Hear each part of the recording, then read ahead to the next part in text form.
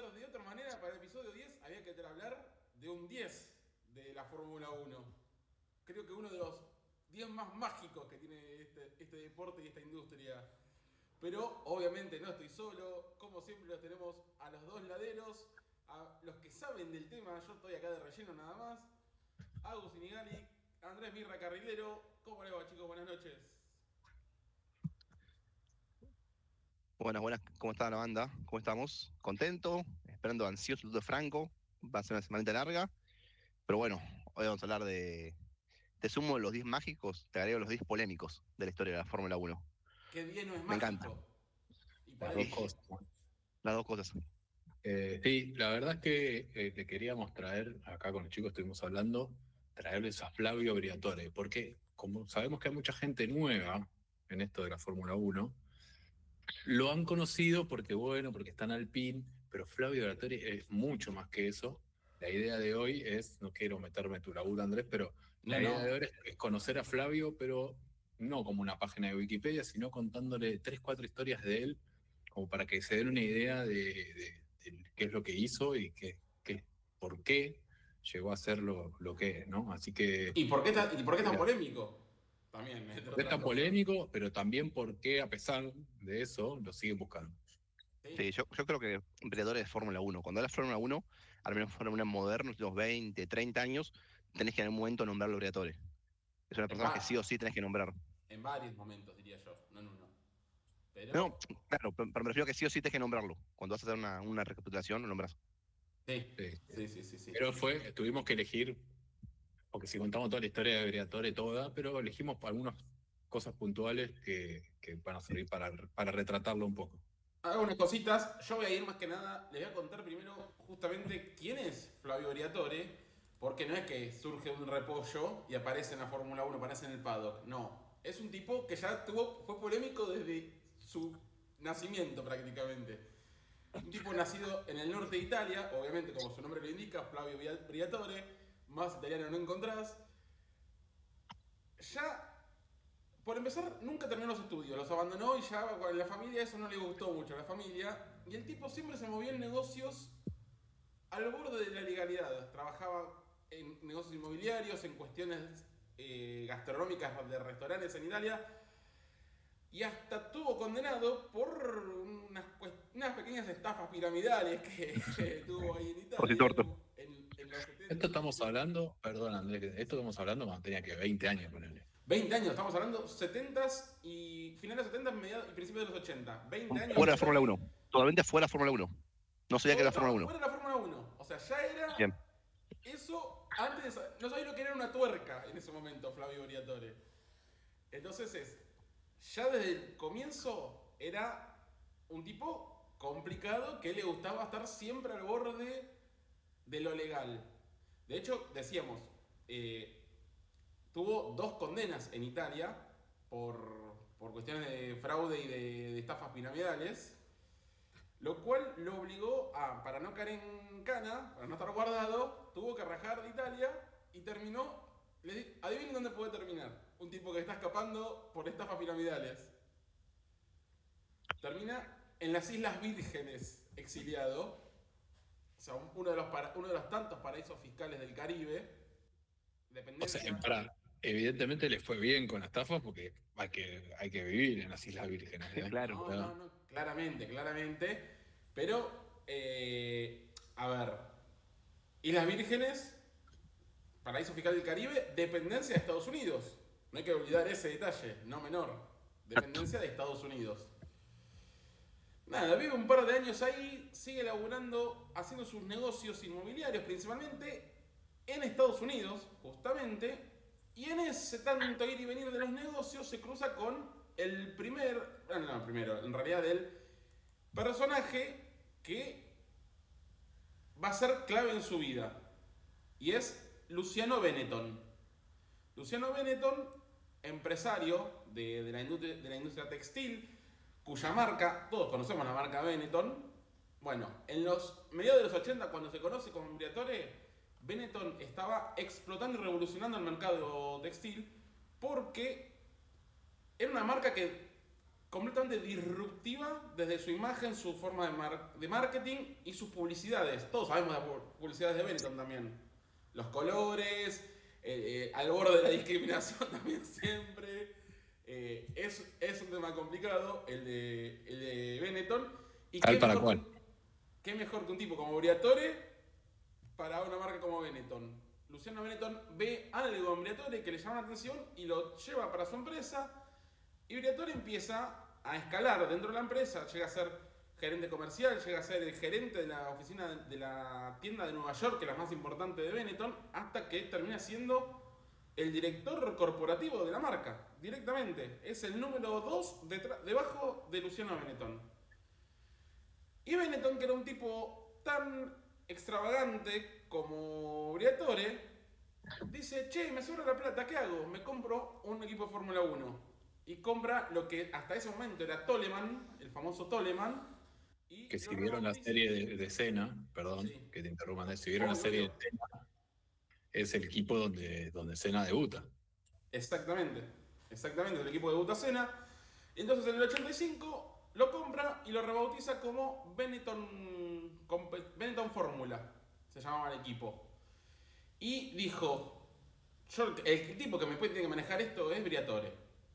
Y ahí fue donde empezaron los chispazos con el mundo del automovilismo, porque todos los directores de equipo en la Fórmula 1 eran tipos que venían de carrera de ingeniería o de administración de empresas, de estar en equipos trabajando durante años. Y acá llega un tipo que se vestía con trajes de colores, con anteojos de sol, que era totalmente lo contrario a lo que solía verse en el paddock. Era un tipo completamente Un, extravagante y outsider del mundo de la Fórmula 1. Era lo que nadie quería, porque aparte, él mismo lo dijo en entrevistas después, yo llegué a la Fórmula 1 y no sabía lo que era una suspensión, no sabía lo que era un alerón, no sabía lo que era un tornillo prácticamente. Lo dijo el propio Briatore, o sea, imagínense, para los tipos que están haciendo carrera en el automovilismo durante 20, 30 años, que venga un tipo a decir, yo no sé lo que es un alerón, yo vengo acá a que el equipo sea redituable, rinda económicamente. ¿Y qué pasó? Fue lo que logró. Se, a pesar de todas las trabas que le ponía el establishment de la FIA y de la Fórmula 1, el tipo, si bien el equipo no competía en la pista, destrozaba a los demás equipos en cuanto a marketing.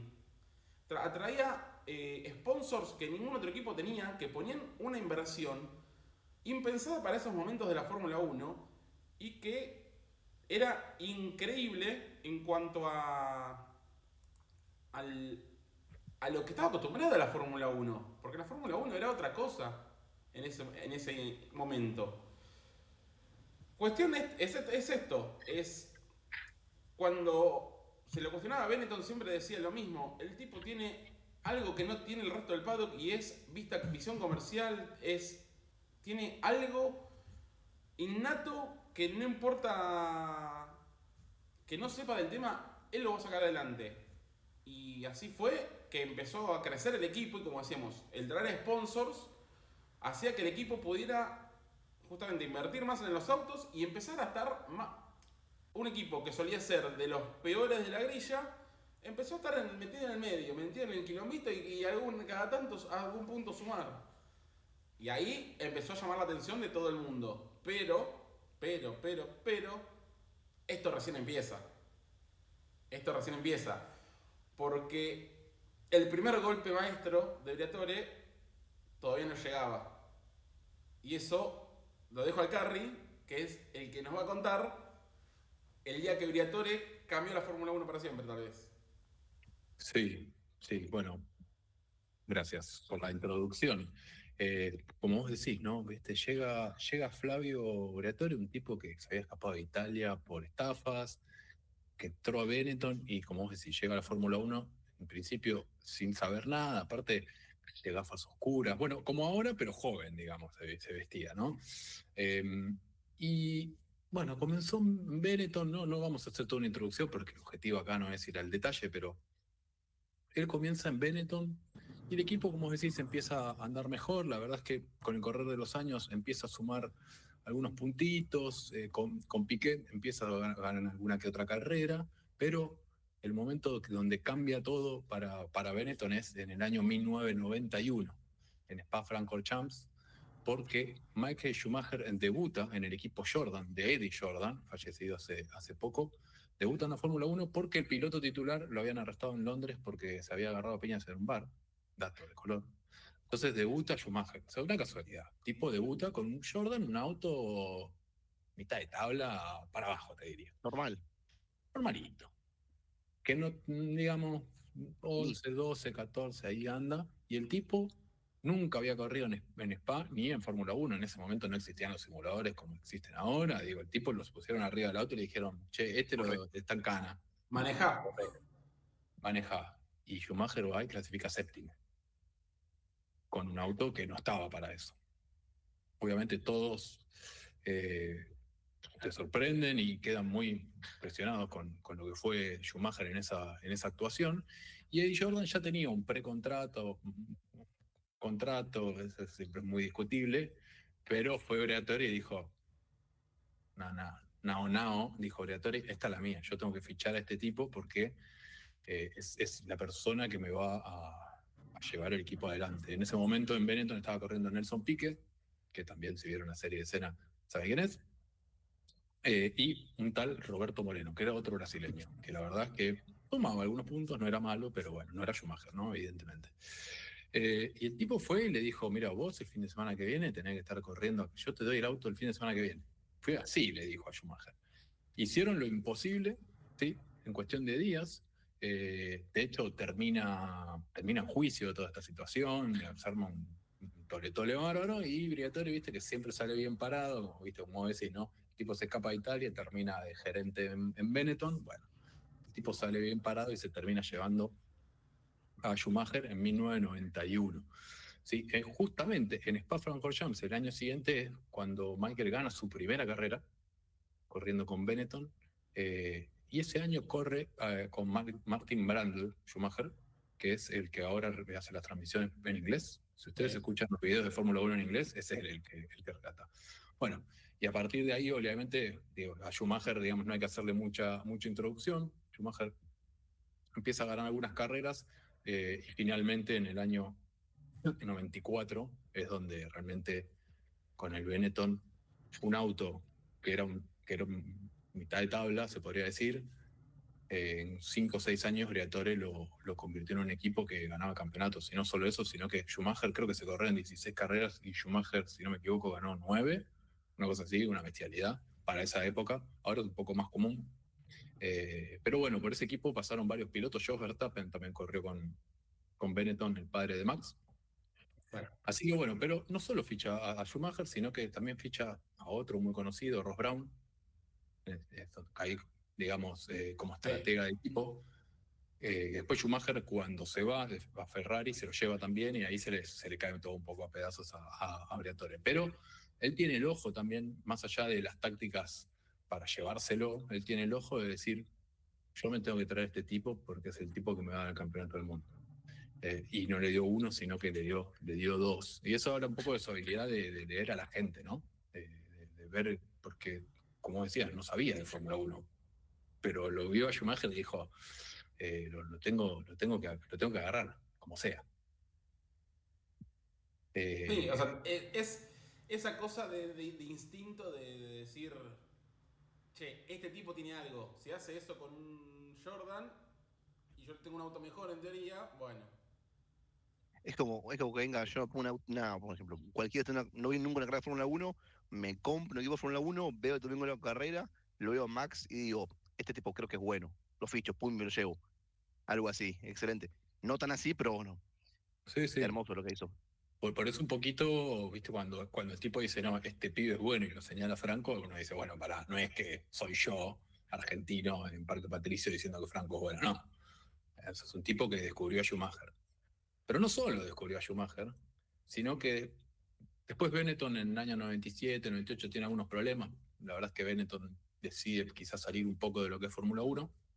Quien termina entrando es Renault a reemplazar a Benetton. Renault que ya le proveía motores, pero se hizo cargo del equipo completo. Y Briatore, que se había ido de Benetton por los malos resultados, cuando arman esto, le dicen, che, ¿qué te parece? Entonces vuelve Briatore a la vieja estructura de Renault. Renault debuta en 2002, si no me equivoco, ¿no? Sí. 2002, Sí. debuta Renault. Alonso, que es la persona a la cual él lleva, era el representante de Alonso, lo pone un año en Minardi en 2001, mientras se hacía todo lo de Renault. Y en el año 2002 ya debuta Renault en Fórmula 1 y se trae a Alonso, ¿no? Otro piloto donde él lo vio de chico, en este caso, no tanto ya cuando había debutado, sino más de chico, lo fue a representar. En 2001 lo sientan en el Minardi. Y la verdad es que Alonso en Minardi, la verdad que Minardi es lo que es hoy Racing Bulls. Todo, todo va cambiando de nombre, pero bueno. Pero era un auto que no estaba para O mucho, ¿no? sea, Minardi es hoy lo que hoy es lo que es Racing Bull, pero andaba como el Sauber de hoy. Claro, para que No se era den muy una bueno. idea. Para que se den una idea, sí, sí. Recordemos que Minardi, por ejemplo, corrió Mazacane también. Sí, el Rayo Mazacane. O sea, contrataban pilotos, nosotros lo queremos mucho porque es argentino, pero si lo pones a comparar con otros pilotos, bueno. Pero También, bueno, pero perdón, Minardi corrió el más famoso Mark Webber también. Me acuerdo del Fórmula 2004, creo que 2005. Yo jugaba y también estaba el amigo Webber ahí, dato de color ahí, que no suban, pero bueno, tenía que decirlo. claro, sí, sí, sí, obvio. Eh, la verdad es que nuevamente, ¿no? Lo ve a Fernando y decide llevarlo para correr en la temporada 2003. Pero lo curioso es que él tenía como dupla a Trulli, al famoso Jarno Trulli, Jarno con Trulli. Jenson Button. Jenson Button, un piloto que también era joven y un piloto que se suponía que era muy bueno. Piloto inglés, Jenson Button.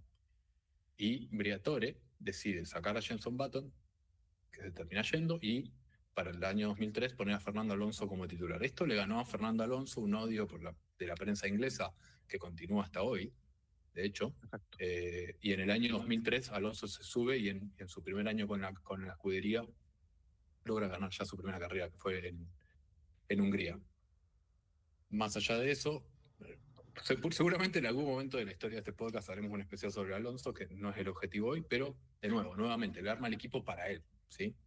Jarno Trulli después se va, llega a Fisichella y en el año 2006, 2005 y 2006, con Alonso y Fisichella en el equipo, es realmente donde termina de explotar, ¿no? En su tercera y cuarta temporada, Fernando Alonso ganando sus dos campeonatos del mundo.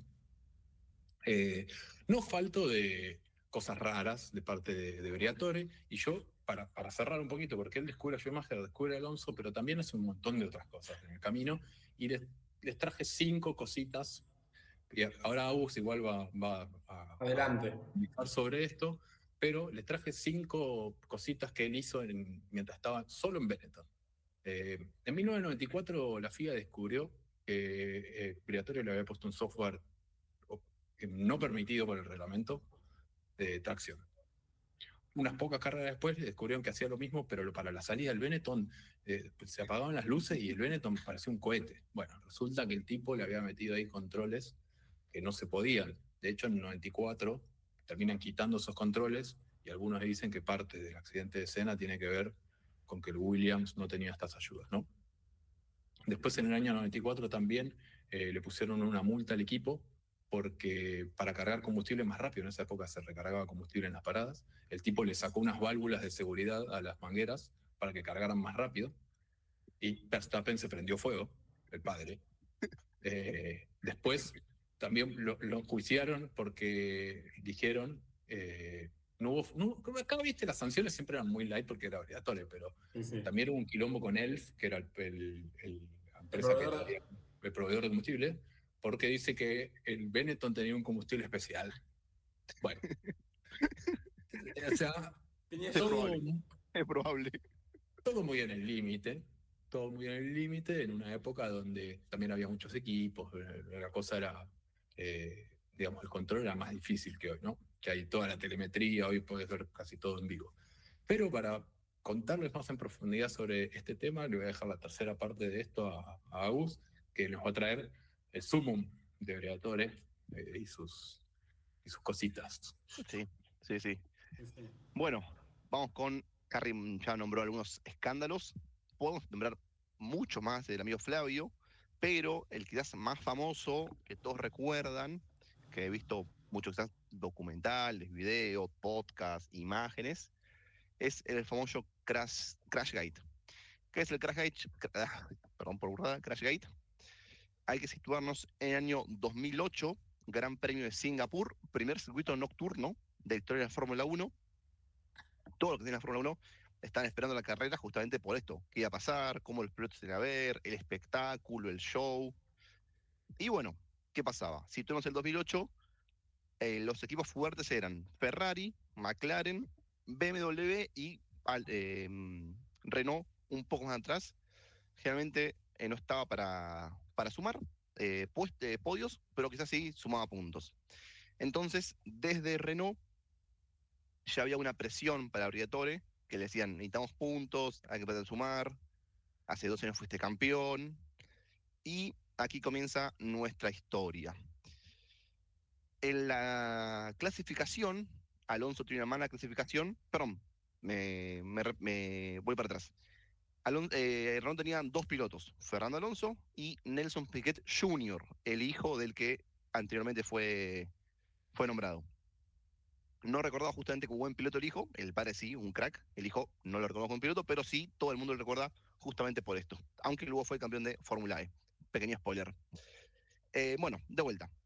Va la clasificación, los dos Renaults no la hagan bien, les va mal, terminan 14, arranca Alonso y creo que 15 Nelson Piquet Jr. Va el domingo, absolutamente nadie, yo tenía fe que Renault podía llegar a ganar. ¿Y qué pasa? Fernando Alonso termina ganando la carrera y usó una estrategia un poco extraña. En ese momento también seguía el tema que cuando paraban los autos, cargaban combustible y cambiaban las gomas. ¿Qué pasó? Nelson Piquet en la vuelta 13, disculpas, Alonso, gente cuando cambiaban, nunca cambiaban al principio el combustible, sí para la mitad de la carrera o para el final. Alonso entró en las primeras vueltas a los boxes, cambió las gomas, le pusieron el combustible, nadie entendía por qué Alonso había hecho, y había sido un fallo de Renault, se confundieron, nadie sabe qué pasa, y justamente Piquet en la vuelta 14 choca, Alonso que había entrado a los pits, avanza, adelanta, termina saliendo quinto luego del safety car, y por la habilidad que tenía justamente Alonso, termina ganando la carrera. Hasta ahí polémico, raro, nadie entendía bien qué había pasado, pero no se decía absolutamente nada. Después Renault y Alonso ganan la siguiente carrera en Japón y termina el año, no pasa nada. ¿Qué Perdón, pasa? Agus. Diga, El accidente de Piquet en ese momento era un accidente solo, o sea, contra un paredón, nada raro se veía. En una exactamente recta el tipo de repente hizo un trompo y se la puso. claro, Sí. algo que se me pasó, sí, claro, algo que se pasó a decir que justamente Piquet en la vuelta de formación había hecho el mismo trompo, pero no había chocado. Pero de vuelta, no llamó la atención, nadie dijo qué pasó, no pasó, digamos, pasó. Fue raro, pero pasó. Año 2009, Renault seguía con la misma dupla, seguía con Alonso y seguía con Piquet. Pero ¿qué pasa? El comienzo de Piquet fue malo, fue muy malo y Renault lo termina despidiendo. Y acá empieza el famoso Crashgate y el escándalo. Básicamente lo que pasó fue que Nelson Piquet denunció al equipo Renault, denunció a Flavio Briatore y denunció a Pat Simmons, que era el jefe de estrategia de Renault en ese momento. ¿Por qué? Porque dijo que lo obligaron a chocar para que Alonso gane. ¿Qué, qué pasó? Comenzó la investigación, se dice, no hay cosas confirmadas, que Pat Simmons fue el soplón que vendió a todos, lo vendió a Briatore, vendió a absolutamente todos, y luego de investigaciones hubo juicios entre Piquet Jr. y Renault, Renault que le hizo una contrademanda a Piquet Jr., pero terminó todo con que sí efectivamente habían planeado entre Simmons y Briatore que Piquet Jr. choque para que Alonso pueda ganar la carrera. Terminó Briatore suspendido de por vida en la Fórmula 1. Briatore era jefe de equipo, tenía pilotos representados, no podía hacer nada. Lo limpiaron del Fórmula 1, ningún piloto de él podía lograr una superlicencia, tuvo que borrarse de Fórmula 1. Pai Simmons estuvo solamente 5 años suspendido y luego volvió con la Fórmula 1, actualmente sigue trabajando. Se dicen que fue Ocon porque solamente le dieron Pará, 5 años. Agus, Diga, perdón que te interrumpa. Trabaja en la FIA ahora. exactamente, Claro. eso iba a decir. Trabaja para la FIA. Trabaja para la FIA, lo más probable es que fue el soplón.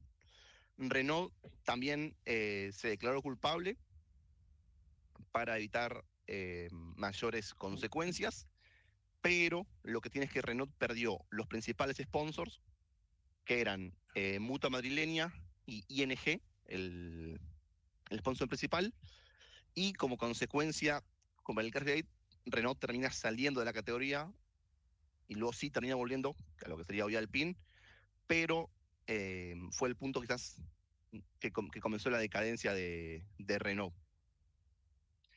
Luego Flavio sí, el año pasado, volvió mágicamente de la nada, dijeron, puedes volver, y Alpine lo presentó como en ese momento era consejero a los Helmut Marko en Red Bull, y actualmente es el jefe de equipo de Alpine.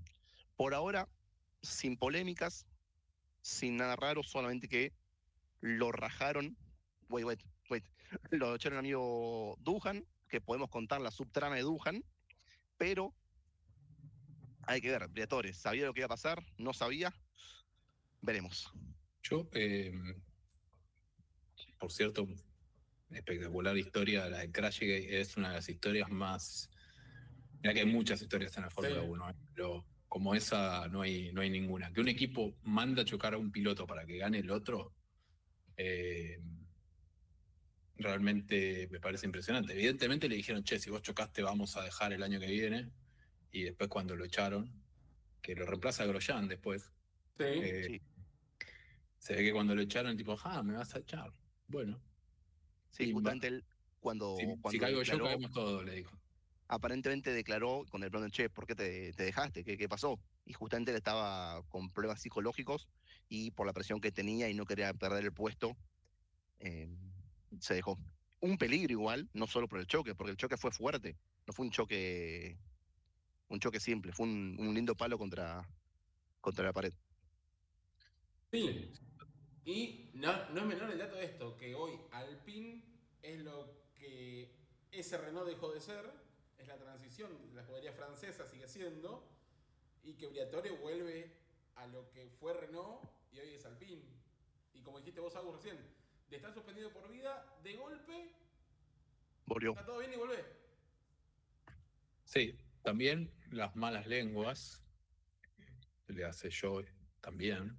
eh, Uno dice, ¿por qué no? Porque qué raro, porque si uno se pone a mirar para atrás, con todo lo que sabemos ahora de Oaks, de Hightech que quería comprar Renault, que Renault no quería, porque no tenía sponsor. El gran problema que tenía Alpine era que estaba complicando mucho conseguir sponsors. Y, digamos, Alpine termina nombrando a Briatore justamente por lo que vos decías al principio, Andrés, porque vuelve, todo esto vuelve, digo, Briatore, con todas las cosas que tiene, es un tipo que te Vamos trae todo. sponsors, te trae sponsor, lo puso el japonés a probar porque el tipo ponía plata. O sea, el tipo no tiene problema. Con tal de conseguir dinero hace lo que sea. Entonces, Igual, si querés, Carry, contá brevemente lo que pasó eh, resumidamente. todo incondicional, porque confirmado no hay nada, pero Exactamente. eh, Briatore llega como consejero, sí, le inventan un puesto, y él podía manejar básicamente todo en el equipo, podía echar, traer gente, excepto los pilotos, que lo manejaba Oliver Oaks. Bueno, resulta que Oliver Oaks prefería a Duhan y Briatore quería a Franco, ¿sí?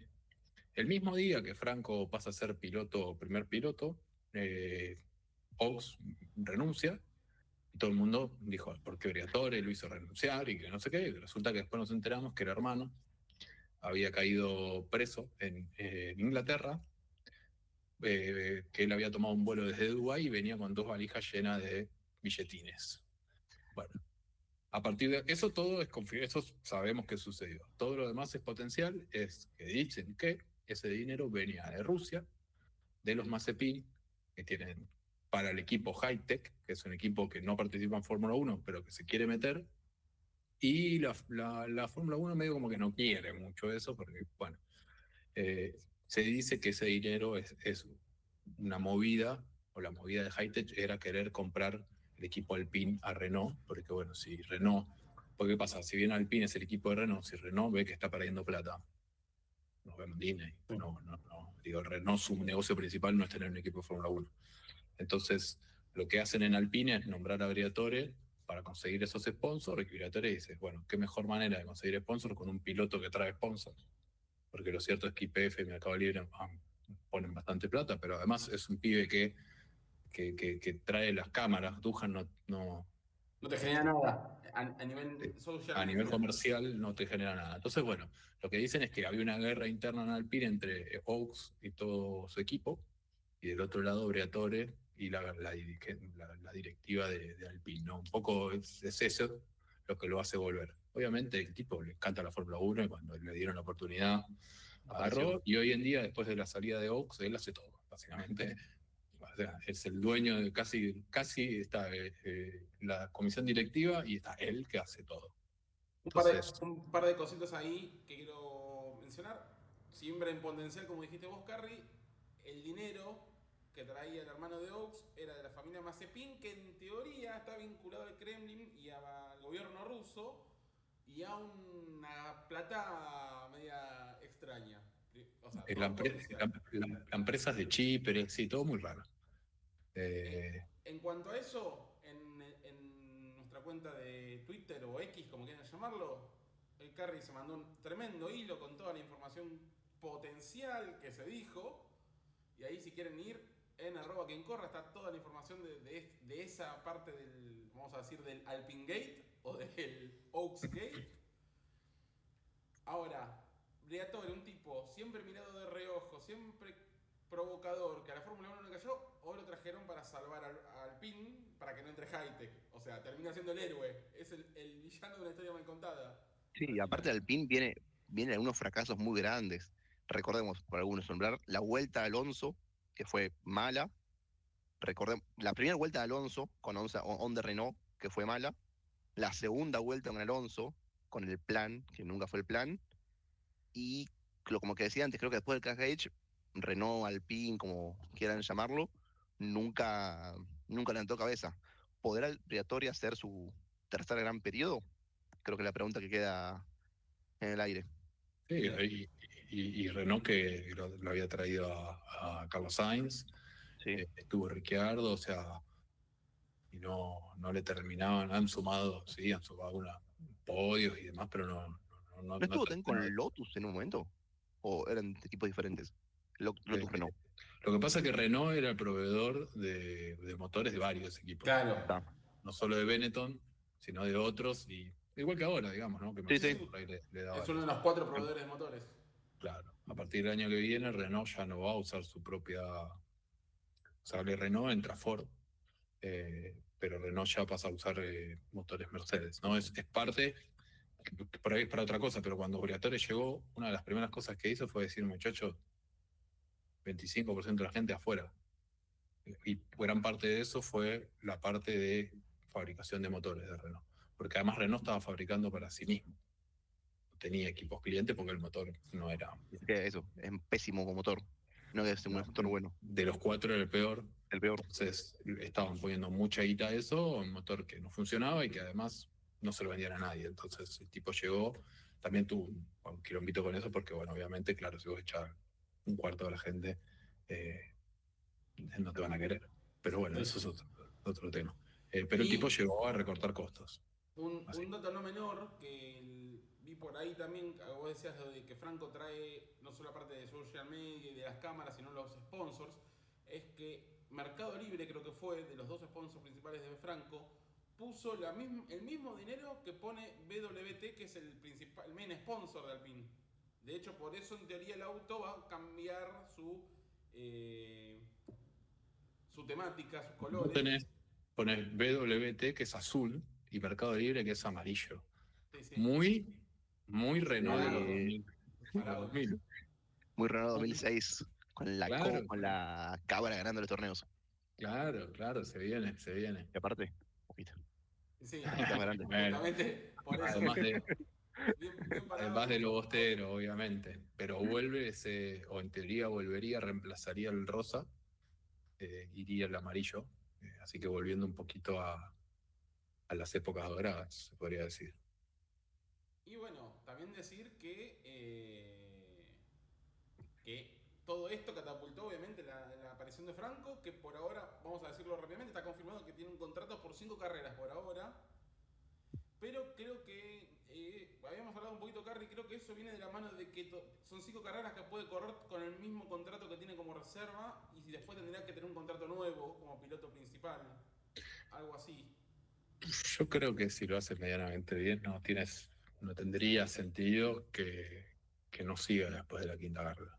Pero bueno, tampoco Briatore es un tipo que si Franco sale 20 todas las carreras, o sea, no sé quién va a poner, pero lo va a poner a otro. Entonces, en principio, 5 carreras. Obviamente, Perdón. después Franco va y firma cosas y pone nos vemos en Spa, que Spa es como la octava carrera. Entonces, Sí. como que por eso lo tenían guardado en las redes, ¿viste? Le dije al Sí, pibe, sí. quédate en tu casa porque cada vez Igual que abre la ya le boca, pusieron, creo que ya lo escuché que Briatore le dijo, ponete un le CM y pusieron, no, le pusieron no un toques. CM, sí, sí, sí. Hoy vi que puso un sponsor y claramente no era Franco el que No, lo puso. le pusieron un CM ya, sí, sí, sí. Pero que le dijeron, basta, basta. No, y algo vas a comentar. El otro piloto de reserva que es Paul Aron, si no me equivoco, estadounidense él, había llegado también de la mano de los hermanos Oaks. Si bien no se fue de Alpine todavía, Duhan tampoco se fue, queda como reserva. Pero obviamente yo creo que Flavio los tiene como mirando de reojo y diciendo, se van a subir solo como último recurso. Sí, yo igual, porque el otro día nos preguntaban en Twitter por Duhan. Duhan creo que tuvo la oportunidad de subirse y se subió. El objetivo último, digamos, era sentar a Mazepin en el asiento 2. Entonces, quien estuviera en el asiento 2 era irrelevante en realidad para Vox. Lo que pasa es que Franco, por ahí, si le va bien, es más difícil de sacar después. Obvio. Pero no, digo, un piloto, yo no sé, no lo puedo afirmar, obviamente, pero no, sinceramente Igual no. hay muchos rumores ahí dando vueltas también. Se habla que Mm. Horner puede llegar, se habla que Checo Pérez puede llegar. Yo creo que al fin está en un tema, lo hablamos recién, está un poquito en un tema de transición y va a haber rumores por todos lados. Hay que esperar conferencias oficiales y esperar, porque por Aparte todos hay. en la Fórmula 1, a diferencia de otros deportes, lo que tenés es que como no es obligatorio publicar los contratos ni nada, es capaz está todo cerrado y nadie sabe nada porque no tienen obligación de contarlo, de mostrarlo. Entonces, uno nunca sabe qué hay atrás de todo eso. Sí. Sí, lo que sí quiero decir, por si alguno está escuchando esta parte del podcast importante, dos cosas importantes. Uno, Franco no tiene auto para ganar carreras, ni para hacer podios, ni para estar de arriba, salvo que pasa algo muy raro. Creo que el objetivo de Franco debería ser estar cerca de Gasly, lo más cerca que pueda. Y de vuelta, como decimos siempre, no fomentar el odio por redes, no ir a la página del PIN y empezar a comentarle, no ir a la página de, no sé, Williams y comentarle tampoco. Esas cosas no le suman a Franco y no le ayudan a nadie. No, la Fórmula 1 no es el fútbol. No es fútbol, no es fútbol. Porque acá No, tipo, es muy importante. no es furbo, muchacho.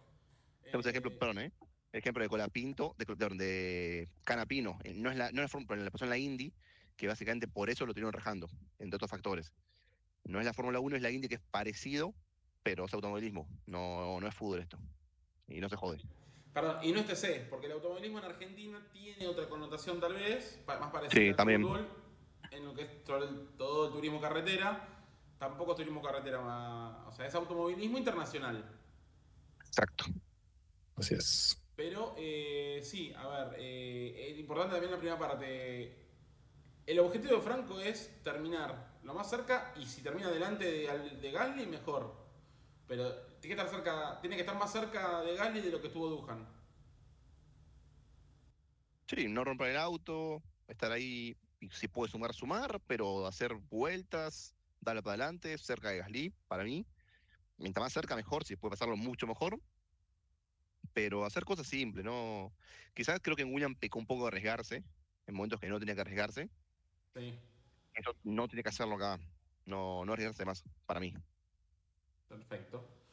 No sé, Carly, si querés sumar algo a esto último. No, creo que es un buen resumen un poquito. Perfecto. Entonces, lo que vamos a hacer ahora, vamos a hacer el microcorte, que ya saben ustedes que hacemos siempre. 10 segunditos, 15, y volvemos con la previa del Gran Premio de Emilia Romagna, que es este fin de semana y es la vuelta de Franco a las pistas. Así que quédense ahí, unos segundos y ya volvemos. La Fórmula 1 está por explotar. Corra quien corra, no importa el final. Volvemos en Corra quien corra y ahora sí, lo que se viene este fin de semana, lo que veníamos esperando, la vuelta de Franco a las pistas en el Gran Premio Emilia Romagna. Y para eso, Agus, Carry, cuéntenos un poquito qué podemos esperar este fin de semana. Exactamente. Gran Premio de Emilia Romana, ex Gran Premio de San Marino entre 1981 y 2006. Luego estuvo fuera del calendario, no se corrió. En 2020 volvió con el nuevo nombre, conocido probablemente como Imola, creo que la mayoría le decimos Imola.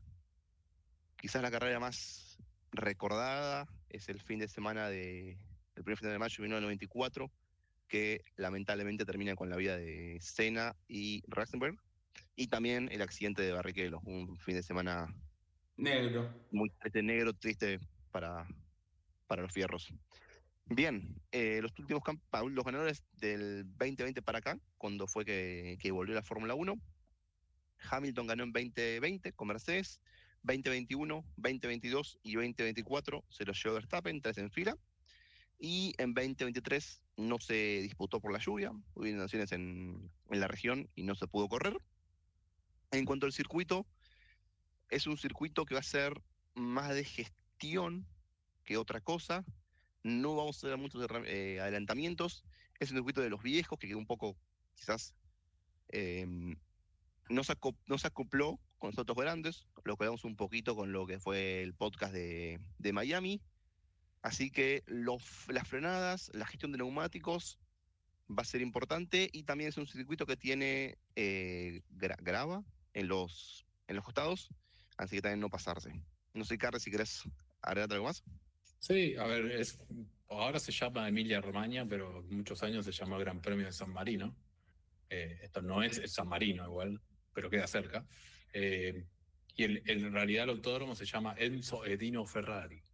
O sea, es la casa de Ferrari, básicamente. Y un poquito, todos somos hinchas de Ferrari, como dice Vettel, pero me imagino que Como dijo Ramón Díaz en la bombonera, yo no. los tifosi están esperando un mejor resultado de Ferrari, ¿no? Por supuesto. Pero bueno, es como lo que se Yo tampoco. considera la carrera de local. Así que, bueno, serán 63 vueltas para esta carrera. Pirelli avisó que iba a traer la gama más dura a este circuito. Es un circuito de los viejos. Es decir, es una pista angosta. Entonces, no es fácil pasar, pero sí que tiene alta degradación. Entonces, la verdad es que el cuidado de neumáticos suele ser importante. Eh, Siendo eso así, uno supone que van a ir a una parada, dependerá de si hay safety car o no. A veces puede ser que algunos se la jueguen a dos paradas, pero bueno. Eh, y Importante la clasificación. como todo circuito angosto, exactamente eso iba a decir. La verdad es que clasificar bien es importante y después gestión de neumáticos. En ese sentido, el McLaren es muy bueno en gestión de neumáticos, así que se ve como uno de los buenos candidatos. Además, tiene muy buena velocidad punta también. Eh, Así que, bueno, un poquito lo que se puede esperar es eso. Yo creo que Alpine en un circuito como este se va a hacer difícil, por lo que hablábamos más temprano del motor, que no es el mejor. Al Alpine quizás se le dan mejor algunos circuitos un poco más trabados, más que estos, pero bueno, hay que Son esperar, hay que carreras. ver. Un safety car ahí puede andar, o que puede llegar a pasar. Pero Sí, bueno, la verdad es se que. parece a la lluvia, no sé cómo estará el clima en Italia el fin de semana.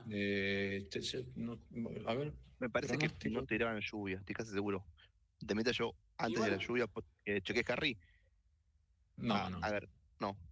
por eso. Es muy temprano igual para hablar del pronóstico del fin de semana, me parece, pero... Sí, Pero ya que estamos, nos fijamos. Sí, sí, por sí, supuesto, por yo, supuesto. y importa de Eh, los horarios también, ahí está, dale con eso que lo mientras. digo. Viernes 8:30, hora argentina todo, ¿no? 8:30, prácticas libres 1, a las 12, prácticas libres 2, arranca los horarios matutinos. Sábado 7:30, la práctica 3, y a las 11 de la mañana la clasificación, y el domingo 10 de la mañana, en mi caso con facturas, la carrera. Sí, horario Europeo. estándar, ¿no? El Sí, sí. horario el más repetido en el año. Clásico, horario clásico. La Fórmula Clásico, 1. sin sprint. Pero bueno, como dijimos, ¿no? La quali muy importante. Y después es una carrera donde los neumáticos se degradan mucho. Ojalá que Franco pueda tener una buena actuación. Como dijo Agus antes, es estar lo más cerca posible de Gasly. Si se puede por delante, mejor. Pero mínimo por delante de los Sauber tenemos que estar. Eso desde ya. De los Sauber y de los Después, Aston Martin, te diría. y hay que ver, porque con el nocturno de Mercedes, bueno, no sé. Los Sauber seguro, los Aston Martin igual hay una carrera que andan muy bien y a la siguiente son un Sí, desastre. cierto. Así que hay que ver, hay que tirar la moneda y ver qué sale este fin de. Sí. Pero bueno, Para creo mí que el equipo a seguir, quiero ver los Williams, si configuran lo que pasó en Miami o vuelven para atrás. Quiero ver el grupo este fin de semana yo. Y Sí, obviamente sí, en sí. Ferrari, que espero que se ilumine Dios y nos dé una victoria que los tifosis la merecemos. Pero estamos bancando muchas malas. está Estamos difícil. comiendo mucha mierda y nunca cae una buena. Jamás cae una buena. Ahora, bueno, justamente iba a decir algo. Este es el primero de 3 grandes premios consecutivos que tenemos en 3 semanas ahora. Yo creo que dentro de 4 semanas, según como le vaya a Ferrari en este trío de grandes premios, merecemos una columna de Agus. Puede ser el próximo podcast, ¿eh? Pues si no va mal, yo vengo ya juntando bronca, yo lo vengo diciendo. Vengo enojado con Basegur, vengo Él enojado con dijo que iba a Hamilton, dar una carrera más el otro día. Sí, sí. vengo enojado con Es la de Elton, el local. amigo CEO. Sí, sí, no, vengo juntando bronca, vengo tranquilo, vengo de un changüí porque el año pasado fue estafable. Pero este año no está haciendo nada bueno y estoy cansado, la verdad. Me canso, me ilusiono un poquito porque como Twitter, como Instagram, como todo, arranca las competencias, o arrancamos muy bien y nos caemos, o arrancamos horrible y seguimos horrible. No, O y este sea, año arrancaron más o menos y ahora está yendo hacia horrible. O sea, ni siquiera Claro. arrancaron bien. sí. Yo mi única fe que tengo es que el alerón, que la flexión del alerón nos ayude en algo. La Eh, única que tengo. Si eso nos ayuda, ahora, Yo creo que perdón, lo que le pasó a Ferrari fue la sprint de China, los ilusionó demasiado. no, yo creo que la foto de Hamilton cuando llegó, creo que eso fue.